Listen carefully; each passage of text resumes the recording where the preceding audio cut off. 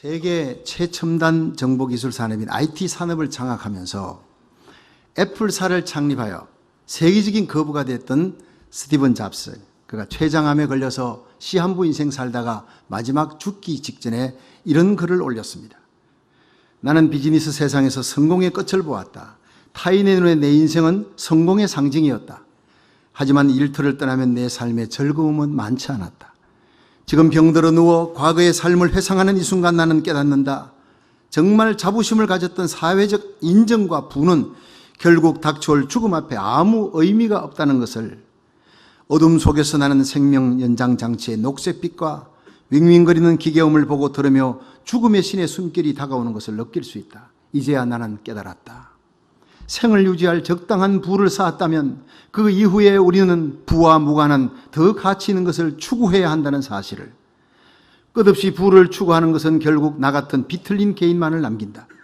내 인생을 통해 얻은 부를 나는 하나도 가져갈 수가 없다.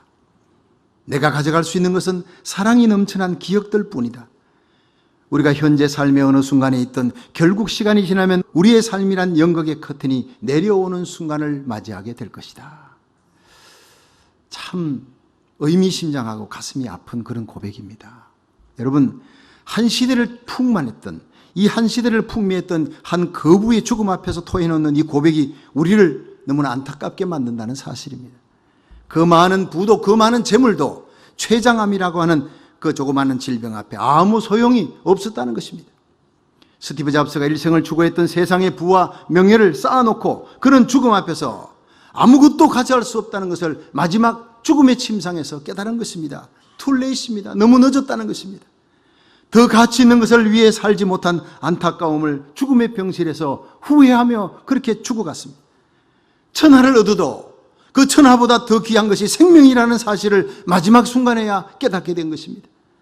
그리고 더 안타까운 것은 그 죽음의 문제를 해결할 수 있는 유일한 해결책인 예수 그리스도를 만나지 못하고 갔다고 하는 사실.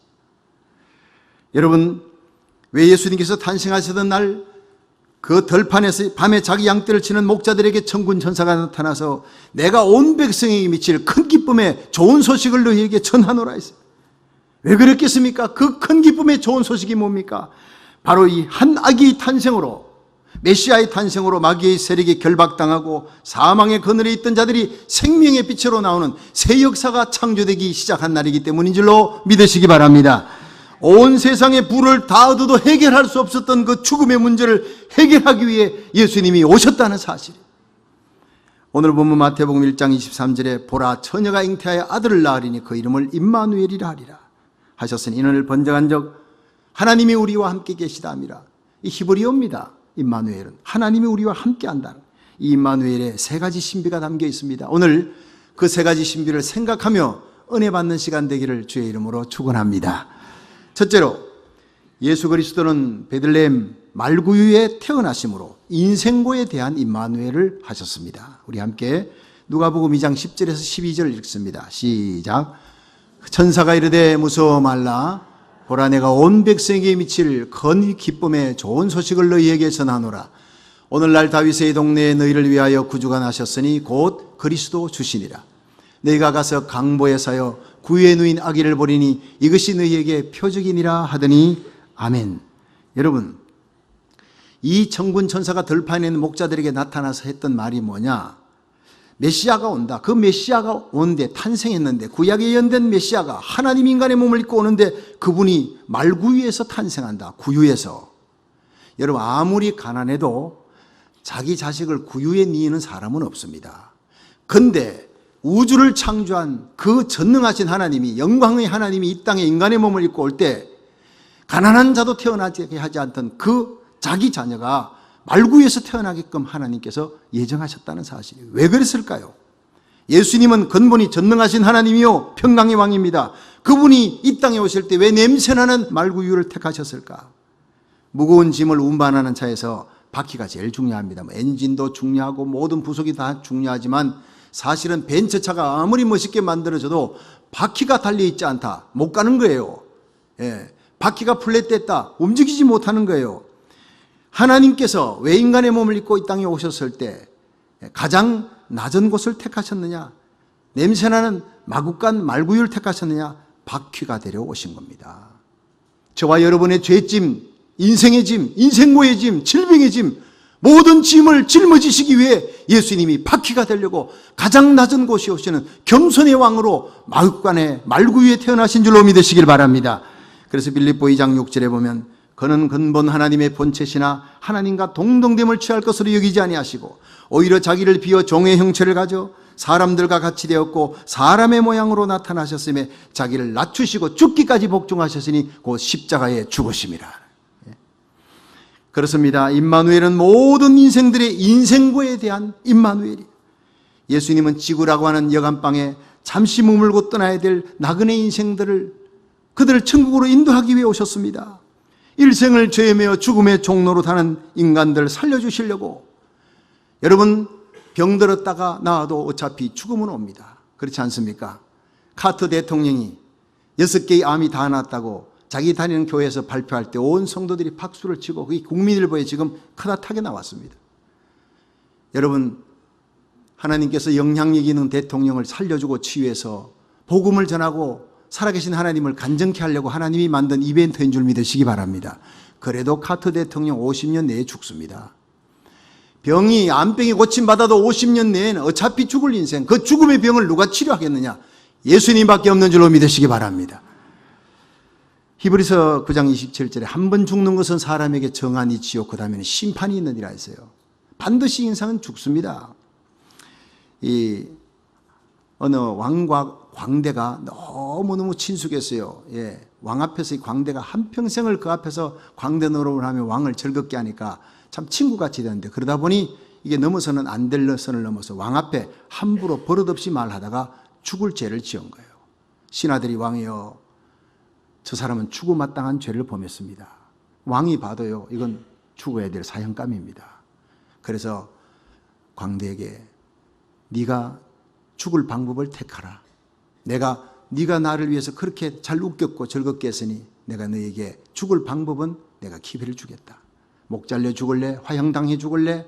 아니면 사자굴에 던져 죽을래? 어떤 방법으로 죽을래? 네가 한번 택하라. 이 광대가 고개를 숙이고 한참을 생각하다가 고개를 든 후에 왕이여 나는 늙어 죽기를 원합니다. 그래서 얼마나 지혜롭습니까? 늙어 죽었대요. 죽을 때까지 살았다는 거예요. 두 번째 얘기는요. 어떤 예언자가 그냥 도시를 돌아다니면서 예언하는데 이 예언이 잘 맞아요. 사람들이 그에게 막 몰려가는 거예요. 왕이 시샘이 나는 거예요. 아니 사람들이 왕을 찾지 않고 예언자를 찾아. 저거 잡아 죽여야 되겠다. 그래서 불러다가 네가 온 나라를 소롱케 하고 미혹시킨다는 소문을 들었다. 너는 죽어 마땅하다. 근데 네가 언제 죽을지 죽는 날을 네가 택하라. 아까 광대한테는 어떻게 죽을는지 택하라는데 이 예언자한테는 언제 죽을지 택하라. 이 예언자가 가만히 생각하다가 저는 왕이 죽기 사흘 전에 죽습니다. 왕이 죽기 사흘 전에 자기가 죽는다는 게 왕이 그 사람을 죽일 수가 없지요. 이 사람이 예언인데 이 예언이 맞아떨어지면 자기는 이 사람 죽이고 나면 사흘 후에 죽는 거예요. 그러니까 꼼짝없이 딜레마에 빠진 왕이 저 사람을 풀어주고 오래오래 장수하게끔 재물도 내려주라. 지혜입니다. 광대나 이 예언자나 지혜롭게 자기가 빠져나갈 길을 다 빠져나간 거예요. 그래도 그들은 100년 안에 끝나는 인생 어차피 50년 내에는 죽었을 거예요. 여러분 죽음이라는 것은 피할 수가 없는 겁니다. 아무도 피할 수가 없는. 그런데 이 피할 수 없는 죽음 앞에서 여러분 죽음의 문제를 해결하시고 우리에게 영원한 생명을 주신 분이 바로 예수님. 이 예수님이 우리에게 영원한 생명 주시려고 이 땅에 오셨고 인간의 몸을 입어야 십자가에 달려 죽을 수 있으니까 내 죄값을 치르기 위해 십자가에 달려 죽기 위해 이 땅에 오신 날이 첫 번 크리스마스입니다. 할렐루야. 그렇습니다. 그것이 바로 임마누엘의 신비입니다. 우리의 모든 죄짐, 질병의 짐, 인생고의 무거운 짐을 다 해결하기 위해서 우리 주님이 이 땅에 오셨다는 겁니다. 그리고 우리를 향해 수고하고 무거운 짐진 자들아 다 내게로 오라. 내가 너희를 쉬게 하리라 그랬어요.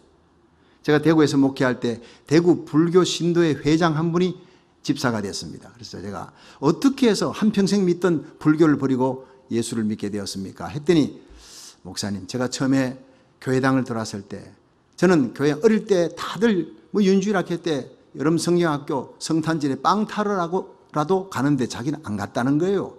교회당 한 번도 안 갔다는 거예요.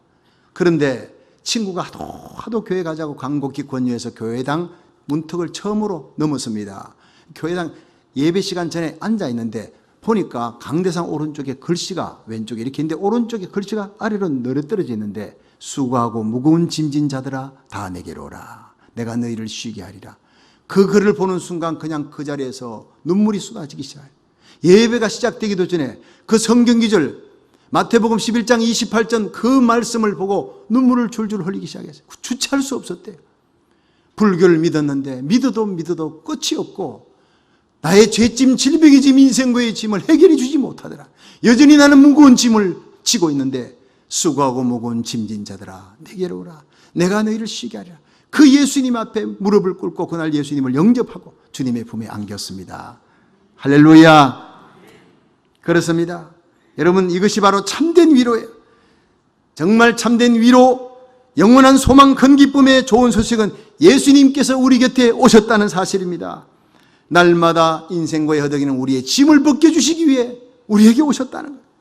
인생고에 힘겹게 시달리는 자와 함께 하시려고 예수님은 마국간의 말구에 태어나셨습니다. 일생을 목수의 아들로 30세까지 양아버지 요셉은 이리 돌아가시고 어머니 마리아와 동생들을 돌보느라 장남으로서 인생고의 가난과 고통과 아픔과 눈물, 그 인생고의 어려움을 다 짊어지셨던, 체휼하셨던 주님.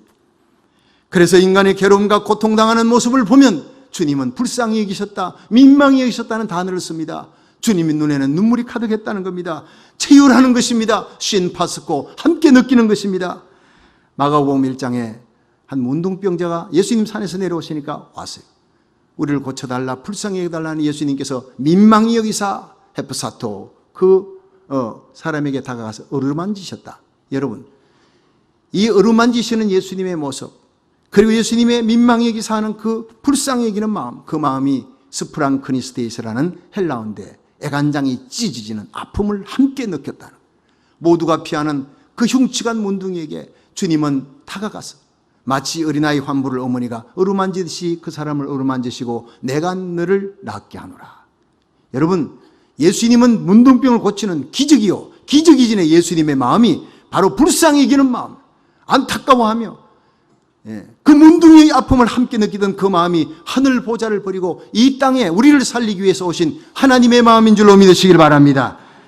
이 놀라운 예수님의 사랑을 성령으로 체험하면 우리도 예수님 같은 사랑을 안고 예수님이 나를 위로해 주셨어요.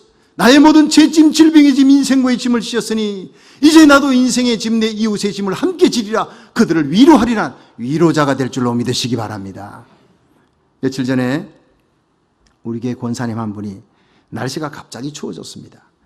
그래서 홈레스 피플들 보니까 갑자기 추워진 날씨 어쩔 줄을 모르는 걸 보고 담요 500장을 저에게 주시면서 교회에서 이것을 전달 좀 해주면 좋겠습니다. 그래서 어제 새벽 기도 마치고 7시 15분까지 올라가야 해서 12명의 성도들과 함께 노숙자 사역을 하는 다운타운의 사역 현장에 가서 거기서 이제 먼저 하모니카 부르고 색소폰 연주도 하고 전도도 하고 그리고 우리 교회 준비한 털모자, 장갑까지 주면서 담요를 한 잔씩 다 나눠줬습니다.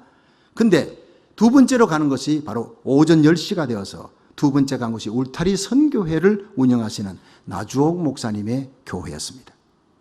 근데 거기 가서 그 나주옥 목사님과 대화를 나눠보니 그건 홈레스 피플들이 예배드리는 곳, 홈레스 피플을 위한 사역만 20년 넘게 하셨다는 거예요. 이 나주옥 목사님은 45세 한국에서 미국으로 오셨는데 유학으로 오셨다고 했습니다. 미국 샌프란시스코 신학교에 유학 오셔서 지금 72세가 되는, 올해로 만 72세가 되었는데 그때까지 결혼하지 않고 독신으로 오직 노숙자를 위한 구제사역의 일생을 헌신했다고 하는 놀라운 얘기를 제가 들었습니다. 그분은 거기에 있으면서 노숙자들하고 비슷한 차림으로 위화감을 느끼지 않게끔 흐름한 옷을 입고 그렇게 참 손도 발도 다 터진 거예요. 그들 섬기다 보니까. 그런데 유학 와서 샌프란시스코 신학하고 석사하고 지금도 박사 코스 하시는 분이 그분들과 함께 섬기는 사역한다니, 그것도 20년이 넘게 정말 감동이었습니다. 나주옥 목사님은 자신이 만난 예수님, 내 인생의 모든 짐을 맡아주셨어요. 내 죄짐, 질병의 짐, 인생고의 짐 맡아주셨던 예수님, 나에게 영원한 생명 주신 그 위로자 예수님이 내 곁에 계셨어. 나도 예수님처럼 내 주위에 버려진 자들, 저 위로자, 저들에게 위로할 자가 누구겠느냐. 주님 말씀할 때 주여 내가 가겠습니다. 일생을 남편을 섬기면 남편을 위로해야 되고, 자식들이 나면 자식들을 위로해야 되는데, 내가 남편과 자식 위에 저들을 내 남편 내 자식으로 알고 내가 섬기겠다. 그러면서 이 홈레스 피플 사역을 한 지가 20년이 넘고 그 예배당을 차린 지는 8년이 되었다는 얘기를 들었습니다. 참 감동이었어요. 홈레스 피플들과 함께 예배 드리면서 만약 예수님께서 LA에 오신다면 아마 제일 먼저 그 예배당에 가지 않겠는가. 그들과 함께 예배 드리는 나주홍 목사님 손 붙들고 칭찬하시지 않겠나. 그런 생각이 들었어요. 여러분, 오늘 우리들의 예배가 갈릴리 바닷가에서 병든 자, 소외당한 자, 세리와 죄인들의 친구였던 위로자 예수님과 함께하는 예배가 되기를 주의 이름으로 축원합니다. 두 번째로, 예수님은 십자가의 죽으심으로 죄인들에게 임마누엘 하셨습니다. 우리 함께 마태복음 16장 21절 읽어봅니다. 시작.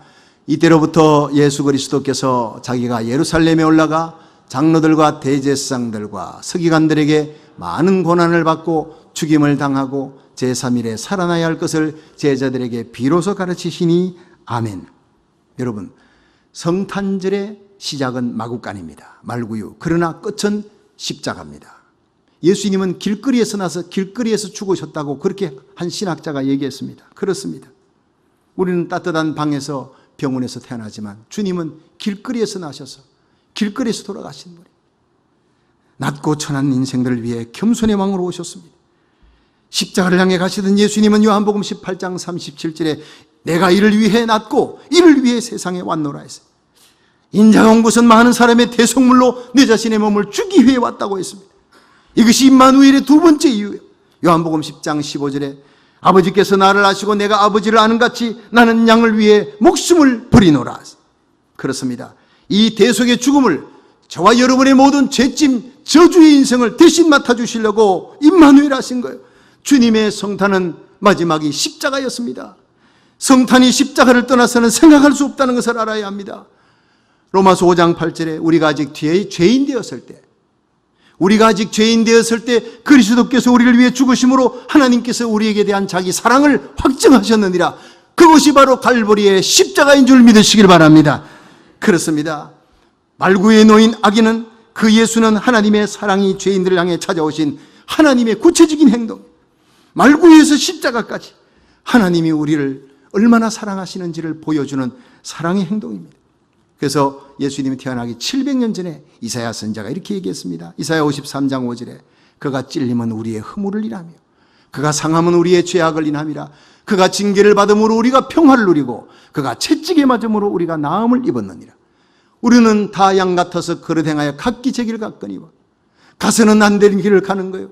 하나님이 원하는 뜻인 아닌 다른 길로 향하는 기먹고 눈물 어버린 그런 양들, 각기 제 길로 가는 그릇 행하는 양들 같아서 각기 제 길 같지만 여호와께서 우리 무리의 죄악을 다 그에게 담당시키셨도다. 고린도전서 1장 18절에 십자가의 도가 멸망하는 자들에게는 미련한 것이로되 구원 얻는 우리에게는 하나님의 능력이 됨이라 했어요. 하나님의 사랑이 갈보리의 십자가에 나타난 것입니다. 죄인된 나를 구하시려고 십자가 지시려고 예수님이 이 땅에 오셔서 임마누엘 하신 줄로 믿으시기 바랍니다. 지금도 내가 죄인이라고, 주님의 십자가 공로 없다면 나는 구원받을 수 없는 여전히 죄를 짓는 죄인이라고, 죄인의 개수라고 고백하며 가슴을 치는 상한 심령에게, 눈물 흘리는 성도에게 주님은 다가오셔서 임마누엘의 은총을 이 시간 베풀어 주실 줄로 믿으시기 바랍니다. 오래전에 인도에 선교하러 갔던 한 선교사가, 그분이 7년 동안을 선교했는데 그 이슬람 힌두교가 팽배해 있는 그 땅에서 전도를 할 수가 없어요. 한 사람도 세례를 못 준 거예요. 본국에서 7년을 선교했지만 결실이 없으니까 돌아오라. 그 선교사는 침통한 마음으로 그동안 옆집에 가까이 지냈던 할아버지 예수 믿으세요 하면, 예수 믿으면 내 죄 사하는가? 내 죄 사함 받으려면 내가 값을 치러야 돼. 내가 선행을 하든 고행을 하든 값을 치러야 되지 예수 믿는다고 되는 거 아니잖아. 그렇게 번번이 거부했던 이 할아버지, 그러나 늘 식사하고 같이 다니면서 친해졌던 이 할아버지 마지막 인사를 합니다. 내가 이제 본국으로 돌아가게 됐습니다. 할아버지가 눈물이 걸성걸성했어요. 내 아들이 하나 있었는데 컸으면 아마 선교사님 나이쯤 됐을 것이에요. 선교사님 떠나기 전에 내가 선물 하나 주겠습니다. 방에 들어가서 조그마한 상자를 하나 갖고 와서 그리고 선교사에게 줬더니 선교사가 이게 뭔지 그 가난한 할아버지가 주는 거니까 받아들고 집에 와서 열어보았는데 세상에 상자를 여는 순간 너무나 놀란 거예요. 흑진주가 커다란 흑진주가 반짝반짝 빛을 내면서 그 안에 쌓여 있는 겁니다. 이걸 나에게 그냥 주다니 이거 너무나 놀라서 이 할아버지에게 선물 주려고 집에 있는 캐시랑 캐시는 다 끌어모았어요. 좋은 선물 상자에다가 넣어가지고 갔습니다. 할아버지 너무나 귀한 선물 주셨는데 내가 줄 거는 이거밖에 없네요 하고 드렸더니 할아버지가 그 안에 캐시가 달려있는 걸 보고 노발대발한 거예요. 펄펄 뛰면서 화를 내는데 그 할아버지 그렇게 화내는 걸 처음 본 겁니다. 그 흑진주는 내 아들의 생명과 같은 것이단 말이야. 이 세상을 다 줘도 바꿀 수 없는 내 아들의 생명 같은 걸 이따 것으로 바꾸려 하더니 당신은 미련한 사람이야. 아유, 너무 황당하고 놀래가지고 선교사님이 어쩔 줄 모르고 있는데 그 할아버지가 그 자리에 함께 하고는 지금까지 얘기 안 했던 사연을 얘기합니다. 너무 가슴이 아파 나는 그 얘기를 할 수가 없었다는 거예요. 내 아들이 어릴 때 수영을 잘해서 날마다 바닷가에 가서 잠수해가지고 미역도 따고 조개도 따고 이렇게 해서 아버지 상을 차려드렸는데 어느 날 아들이 가서 돌아오지 않아요. 하루를 지나고 이틀이 지나고 사흘이 지났는데 아들이 돌아오지 않는 거예요. 바닷가에서 아무리 찾아도 아들이 없어요. 며칠 후에 먼 다른 마을에서 그 아들이 시체가 되어 죽어 있는 것을 소식을 듣고 달려갔어요. 보니까 그 아들이 오른손에 뭘 콕 쥐고 있더라는 거예요. 펴보니까 흑진주입니다. 짐작을 했습니다. 아들이 잠수해서 미역을 따고 조개를 따다가 저 밑에 보니까 흑진주가 있는 거예요. 반짝반짝 빛나는데 그걸 따가지고 아버지에게 드리려고 목숨을 걸고 내려간 거예요.